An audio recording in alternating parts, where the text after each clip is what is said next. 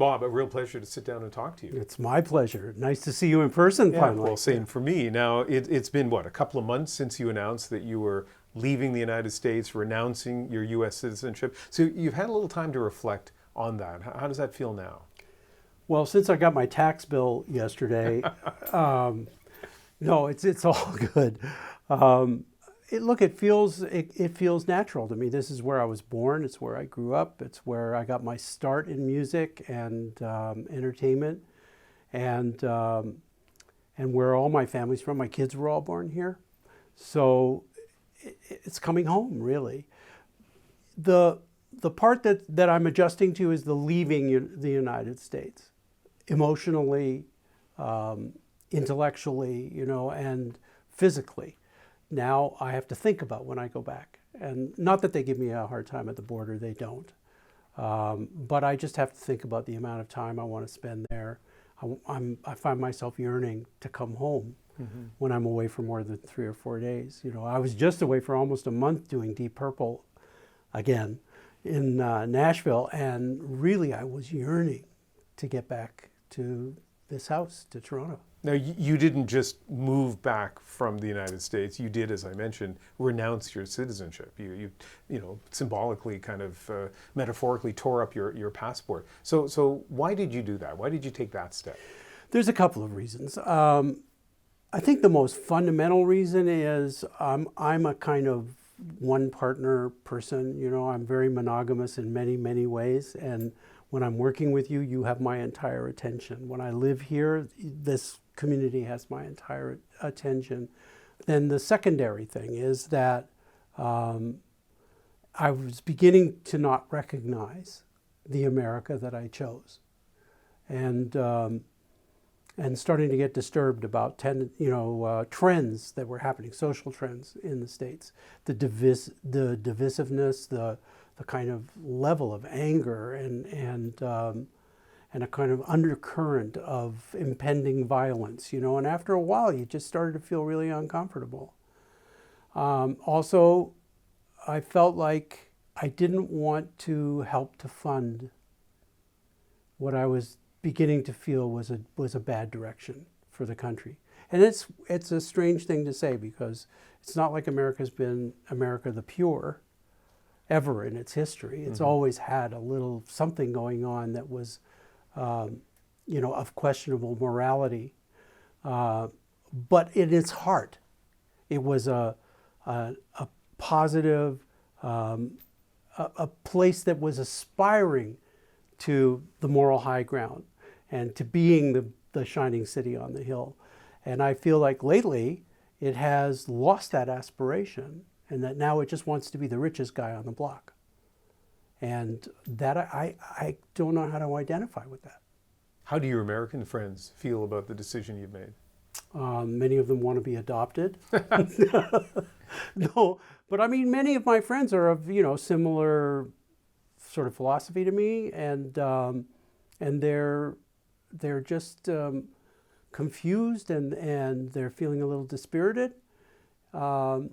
I don't think they should be dispirited, because I think America's been through periods like this in its history before, and in some way the American people seem to find their soul and prevail, and then it comes out of the darkness and into the light. But I'm in my mid-70s now, so it may not come out of the darkness and into the light in my lifetime. And I just felt like I don't really want to participate in that. I'd much rather be here to help to build. And this is a country that celebrates your achievements. As we do this interview, you're about to receive the Governor General's Award for Performing Arts in Popular Music. Yeah, it's amazing. What does that mean to you? Oh, sometimes I have to sort of pinch myself and say, are they talking to you? Mean me? You're talking to me? Because I just do what I do, but I really appreciate the recognition, and I appreciate being appreciated. Everyone does. We all want love and respect in life. So, when things like this happen, it just fills me up with a warm feeling of belonging. Yeah, it underscores that, To Canada. Yeah, belonging to Canada, belonging to this culture, this country.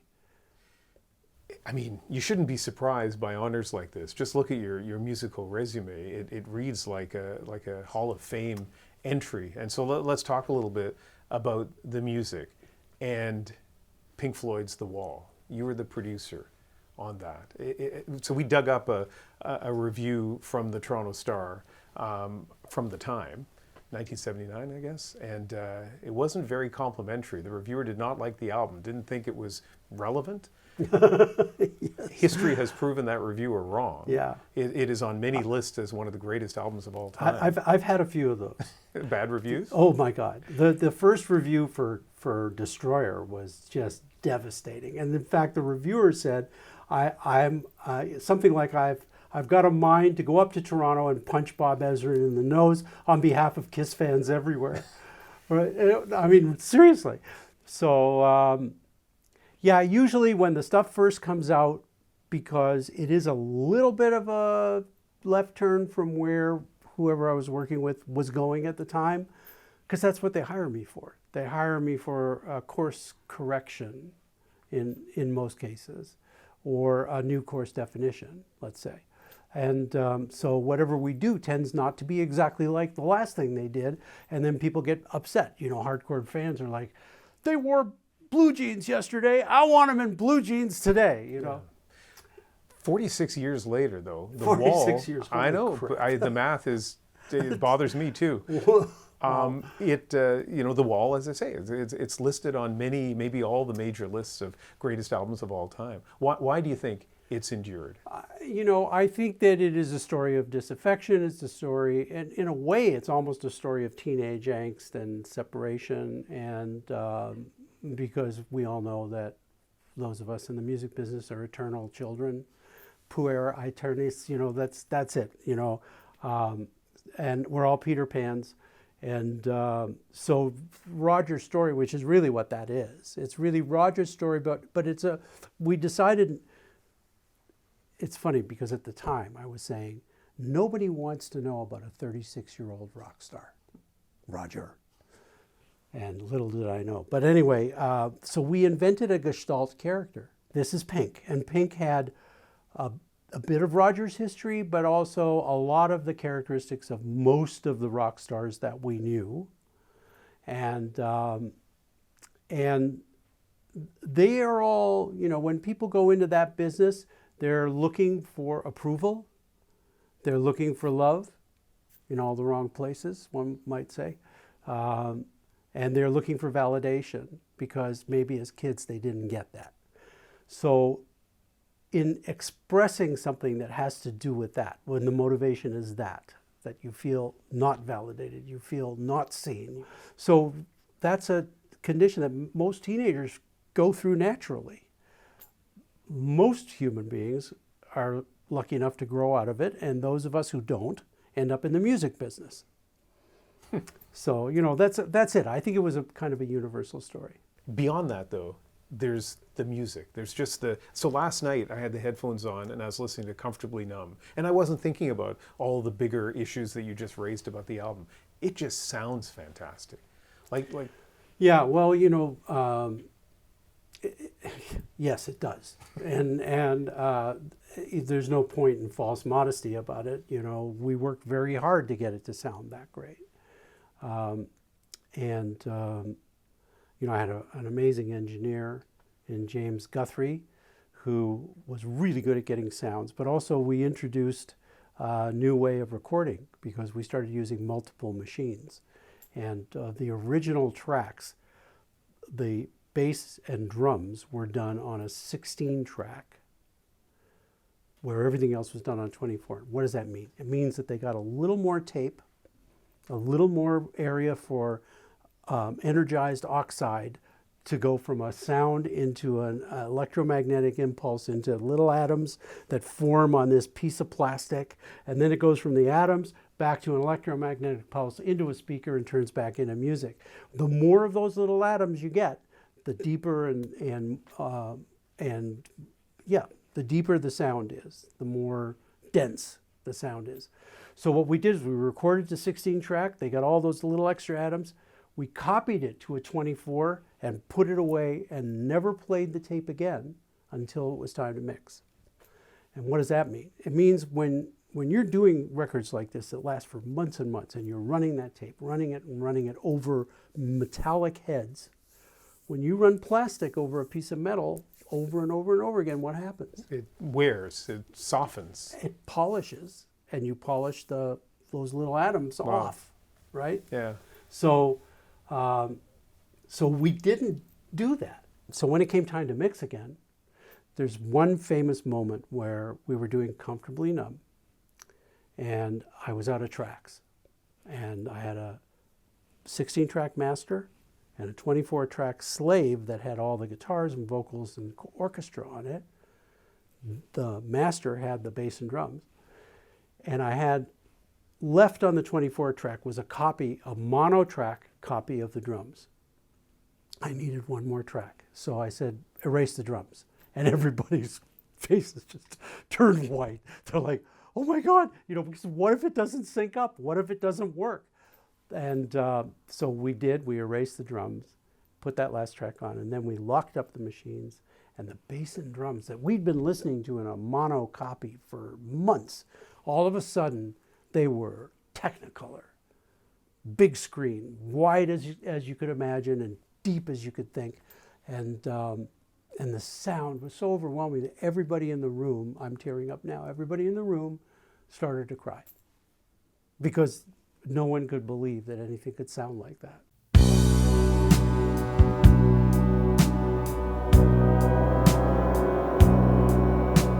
Hello, is there anybody in there? Just not if you can hear me. And yet, as you listen to that track and how chill it sounds, how serene it sounds, that wasn't what was going on in the studio at the time, as I understand it. Pink Floyd was not at its most collegial, that you had to deal with that. I've read that you had to be as much a music producer as a mediator. Well, most people don't understand what I do for a living, but the role of producer is very similar to the role of director on a film. You're dealing with extremely talented, often very high-strung people or complicated people, and you're trying to get the best performance out of them you possibly can on every level in terms of their writing, playing, singing, whatever.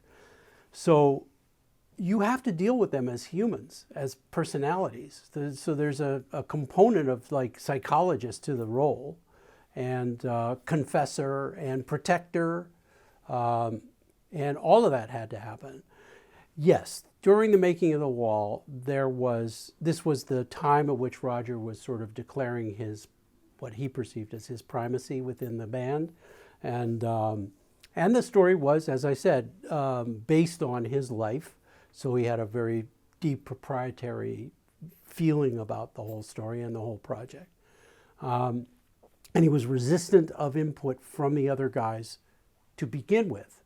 But then as it started to come in, like Comfortably Numb or Young Lust, or things like Run Like Hell, what a great guitar riff. And so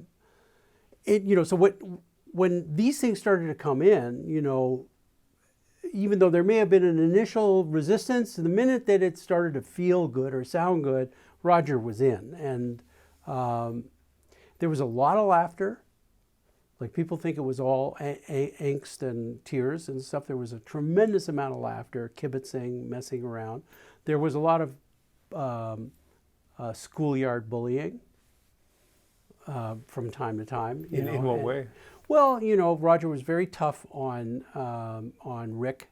He was disappointed in Rick's contribution to the record, which was not correct, because Rick's fantastic. And the minute that he plays or sings, it just becomes Pink Floyd. He's such an essential part of the sound. But he's a very sensitive man, and was feeling a little bit removed from the process after the making of Animals, and I think he was self-conscious. And Roger, like many bullies, they recognize weakness. The minute they see it, they smell blood and they go for it. So I think, not consciously, but I think just naturally, Roger started to get pissed off. So how do you handle that? How did you handle that? At first, I tried to be sort of an apologist for Rick, but it just became, it was an untenable situation. So how did I handle it? To be honest, I didn't. And if this were today, and the today me, I would have been much less tolerant of that, and probably would have said, I don't want to participate. But this was me at 30, and just at 30, and trying to finish what I knew was going to be one of the biggest records ever. So I just felt the project won. The project had to be protected above and beyond the individuals. There was, Roger and I had our thing. There was a lot of picking on me. One day I showed up after we'd taken a break, and everybody had NOPE buttons, N-O-P-E. Mm-hmm. And what it stood for was no points for Ezrin. Wow. Wow. So they got together and put those They together. thought it was funny. Yeah. Just funny? They thought it was funny. Yeah. Roger was, I think in Roger's case, it was a kind of, there was always a certain level of cruelty to the humor. Mm-hmm. And when you say no points for Ezrin, that's points in terms That's of royalties. money. Yeah. Royalties, Yeah. yes. No, like we're not paying him. Yeah. And so Yeah. did 30-year-old Bob just laugh it off or get 30-year-old angry? 30-year-old Bob laughed it off. I did laugh it off because I didn't think it was serious. And later on I found out that it was more serious than I thought. Wow. But I did get paid. And we had a famous falling out, Roger and I, at the end of the project, which was entirely my fault. Wow. There is a journalist here in Canada, or was a journalist here in Canada, he's no longer with us, who was a friend of mine and had been hanging out with me in Toronto and sort of writing about some of my projects and things. And then when it came time to do the wall, he said, I'm coming, I want to come to the show. When are they going to do the show? It'll be in LA at the Sports Arena and it's such and such a date and so on.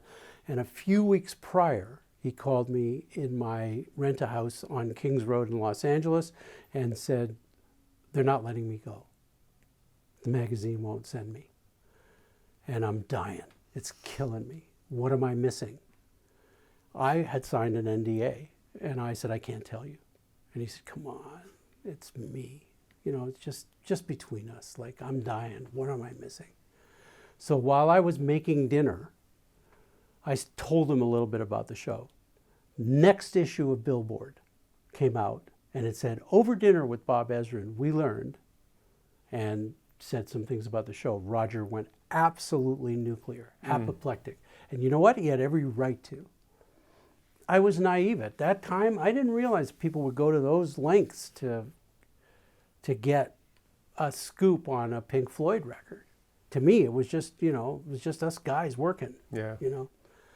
And it taught me an incredible lesson. So, I hope the lesson isn't don't trust journalists. I've been on the board of the Canadian Journalism Foundation for years. I had to term off, and now I'm going to go back on the board because I think journalism may be the most important profession for our age right now. So I not only trust, but I support journalists and a free press. No, it just means don't trust sycophants. Mm-hmm. People who, sidle up to you because they're fans. Mm-hmm. Those people are sometimes motivated by things that I may not agree with.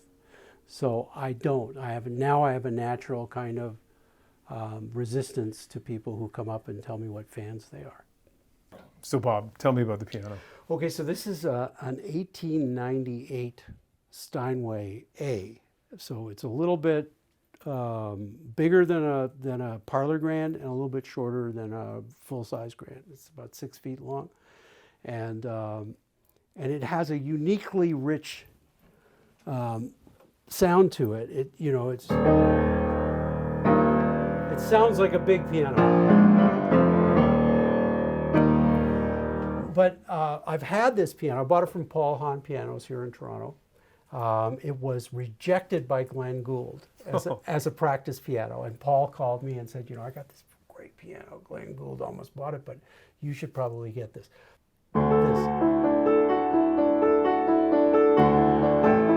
Comfortably Numb. Wow. Yeah.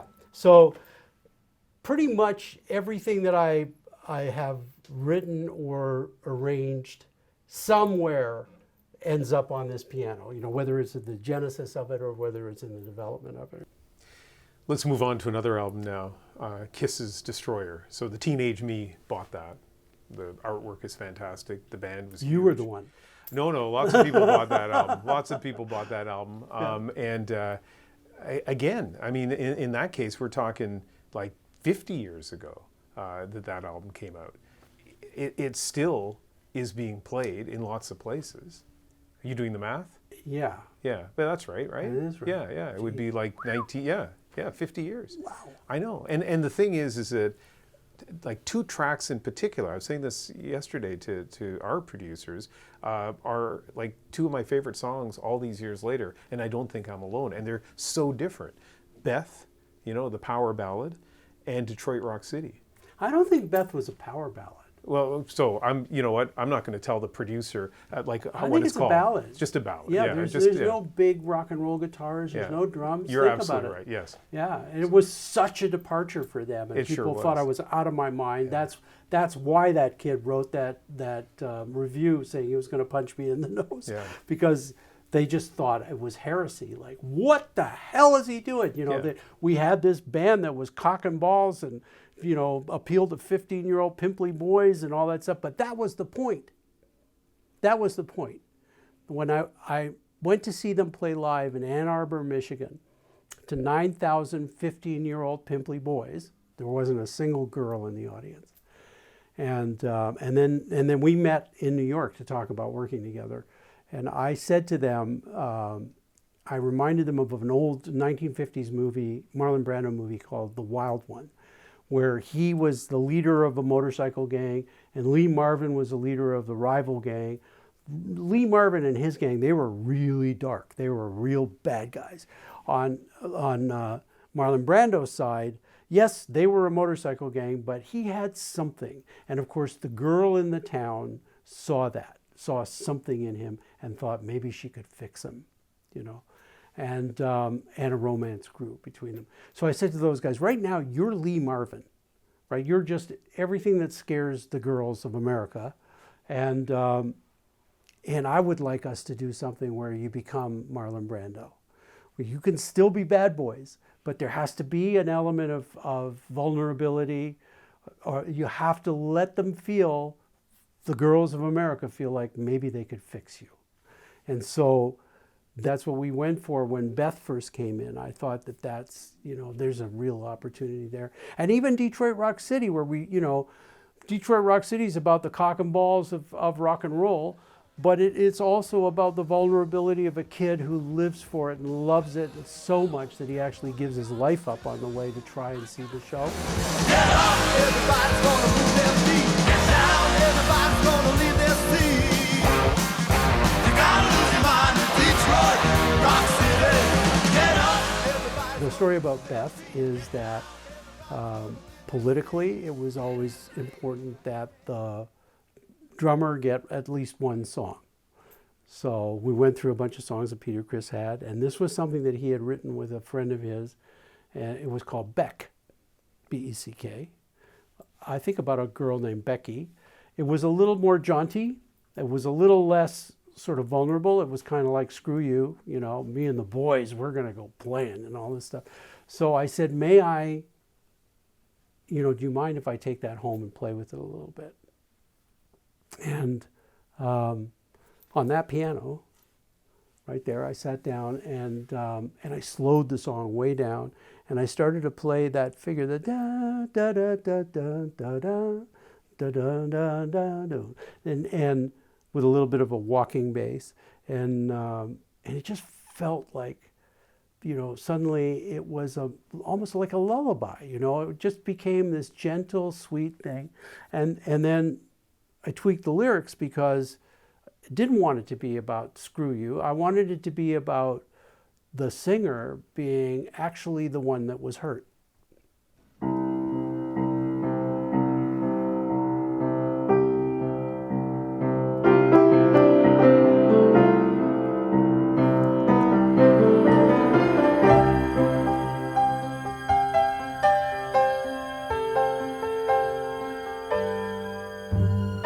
Beth, I hear you calling, but I can't come home right now.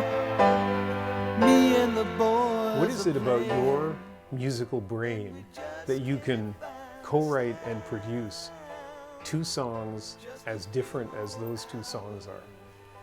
There's only one music, Ian. It's like poetry, you know. It's the evocation of a feeling by a combination of sounds and words, at least in our form, you know, the song form. So you put together the music necessary to carry the story, and vice versa. Sometimes you have really great music and you put the story on top of it, the story necessary to move that music along. So sometimes it takes you in, you know, it's like making movies, you know, if the scene calls for high drama, if the scene calls for a chase, you know, if the scene calls for a moment of contemplation, each scene has its own sound. And yeah, that's how my brain works. Beyond The Wall and Destroyer, is there any other studio moment that you think about all these years later that you're particularly proud of, or maybe not proud of?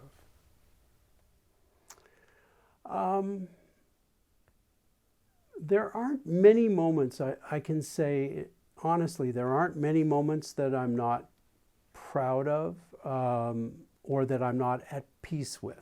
Let's put it that way. Yeah, that's a nice way to put it. Yeah. Because, you know, I have to give myself a break. You know, at the time, when I was 23 years old, did I make mistakes? Hell yeah. And, you know, was I a rock and roll lunatic for some years? Yes, I was. And so I look back at that.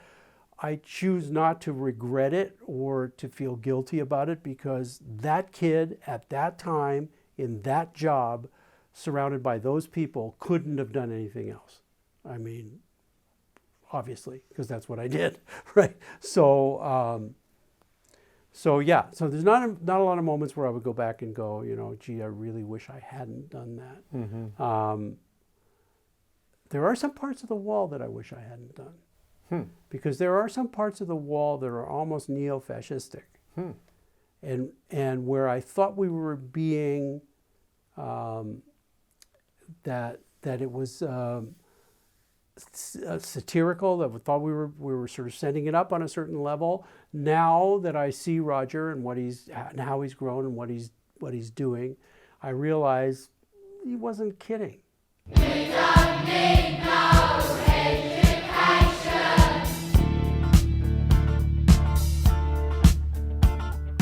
We don't need no school control. He wasn't really kidding about some of that stuff. So there are a few moments I wish I'd stood up for more. But that was the most, you know, that was the project that took the most chances in terms of what it said and how it talked about people and all that sort of stuff. You know, and some of the ones where it was like, you know, how many people here want to party? You know, like, okay, that may not be my style, but it's just rock and roll. So, you know, nobody gets hurt with that sort of thing. But when you're talking about, you know, that one looks Jewish, who let all this riffraff into the room? Like at the time I said to him, we can't do that. And he said, of course we can. You know, it's just, we're just sending it up. But now I look back and I wonder, were we really? In terms of high points, you know, there are so many moments that feel transcendent, that feel like, you know, magic has happened.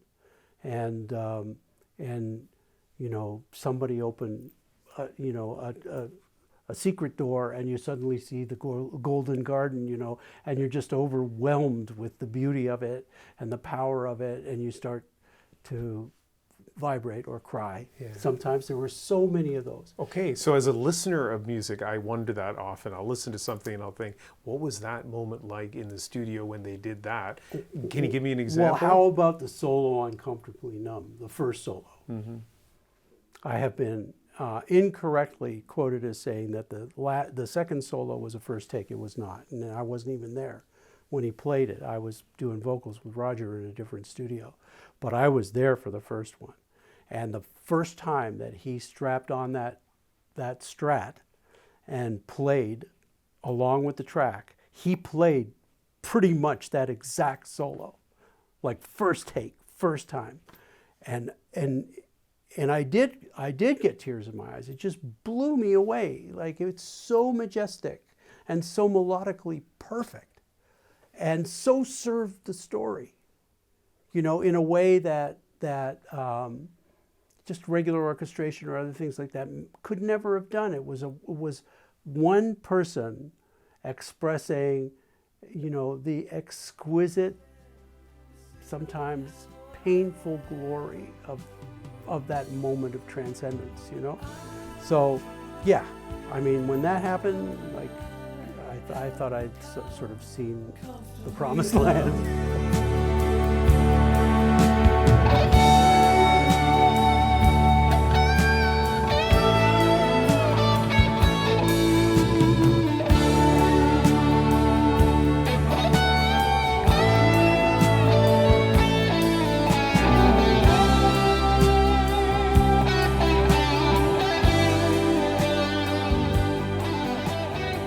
As you speak, I've been thinking about how much music has changed over the years, and now we live in an era of streaming, of people being able to record albums on their own in their basements, of AI.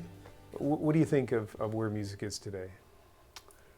Well, you know, the good news is that through the democratization of the tools, you know, anybody can make music. And the bad news is that anybody can make music. Yeah. So there's an awful lot of, like, not great music that's being created that goes out into the ether. And now it's really tough to sort of pick out what's special. So much depends on word of mouth, and social media has been very good at providing some of that. But I think there's more confusion now than there ever was before.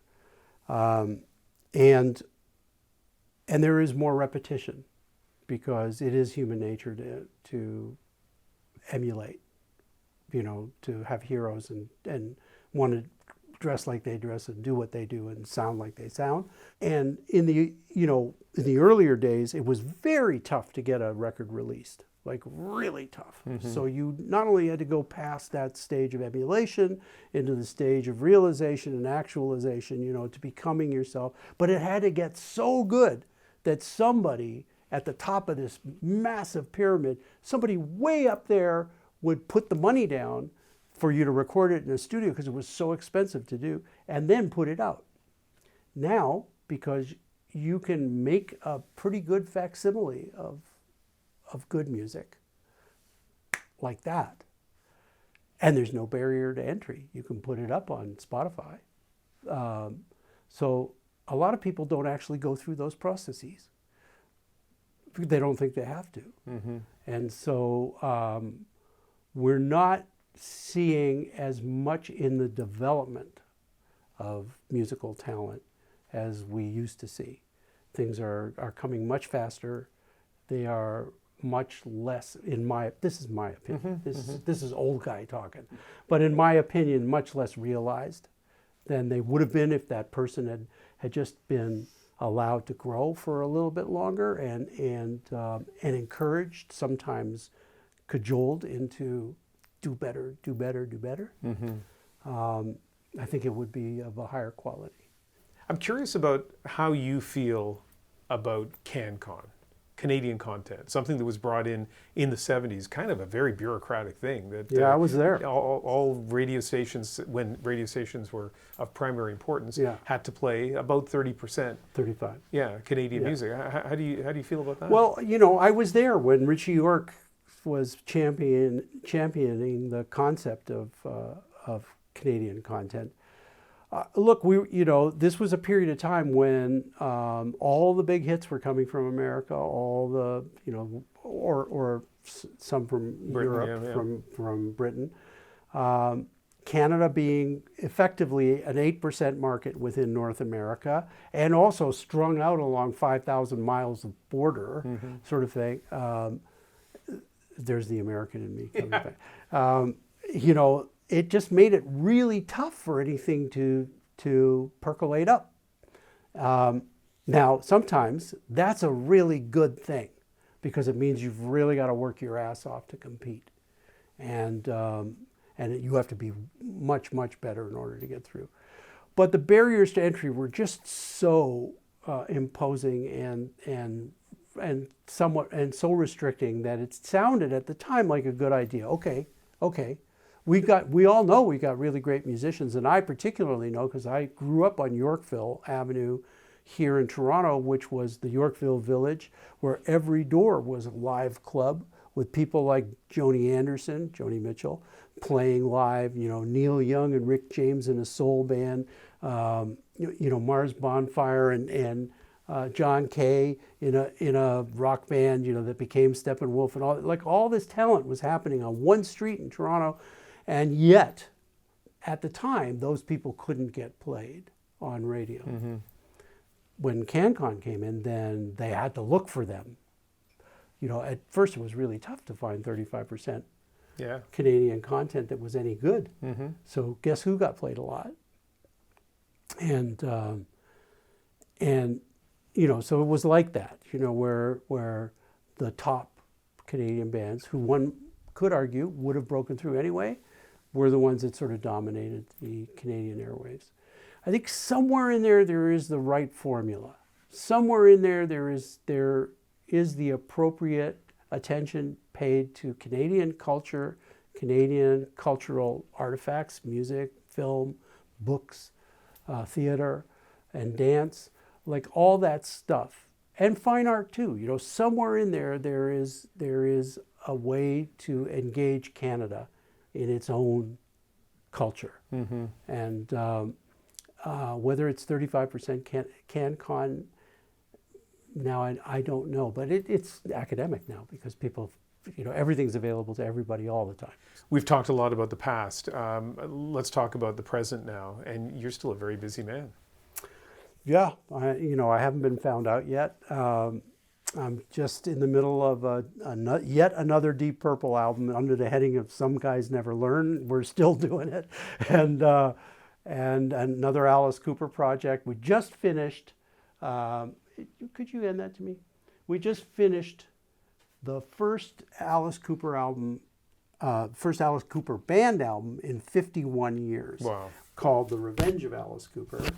And this is the vinyl hot off the presses. It's not even out yet, but I want you to have that. Wow. That's for you. Fantastic. Thank you. And so we just finished that. We're doing press for that.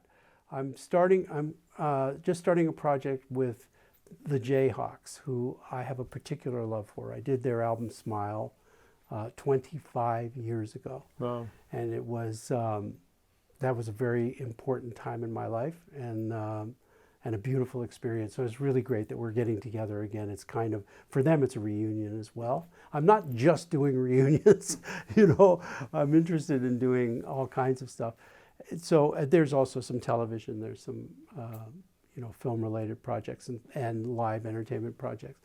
The important thing is to keep moving and to keep this brain active. Yeah. Thank you very much for this. I will get you to sign it after. Sure. It's not just music you do. Like you're wearing a hoodie with Kids Help Phone on it. Yeah. So Kids Help Phone is the largest private mental health agency for young people, for kids and young adults. And it's a helpline across Canada that they can text into, phone into, whatever their connection is, and helps young people with their emotional and mental health issues. It's very important to me because I lost my son 16 years ago now to he took his own life, and to mental health. He was schizoaffective, or whatever the actual term is for it, but he did have schizophrenia, and it caused him to kill himself. It was very difficult, given the current climate and the inability to treat people against their will at the time, for us to impose treatment on him. We did the best we could. I wish we had better tools. I wish that we had known more. I wish we were more informed. So I think that supporting organizations like this that do look for tools and do connect on a more natural and visceral level with these young people, like, that's super important.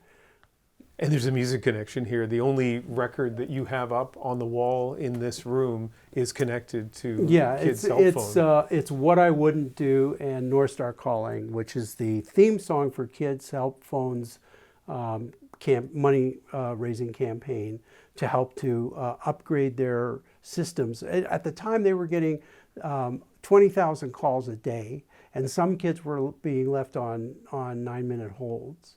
You could lose a kid in 9 minutes.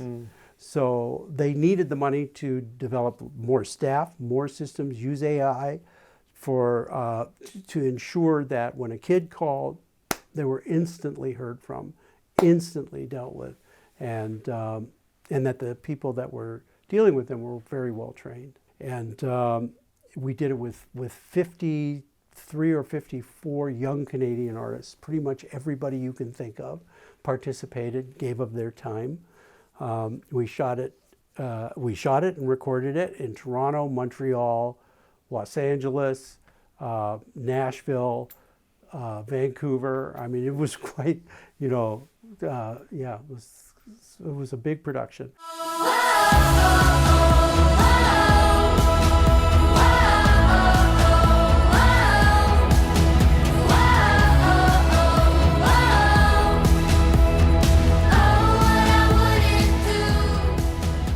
But it was worth it, and it brought eyes and ears to the project, and gave them something to rally around. And raised a staggering amount of money. We raised $300 million. My last question connects to my first question. We've been asking prominent Canadians about, at this moment in time, what it feels like to be Canadian, what it means to be Canadian. This is something you've thought a lot about. So how would you answer that? So we sit at the nexus, Canada does, at the nexus of European culture, North American, South American culture, and Asian culture.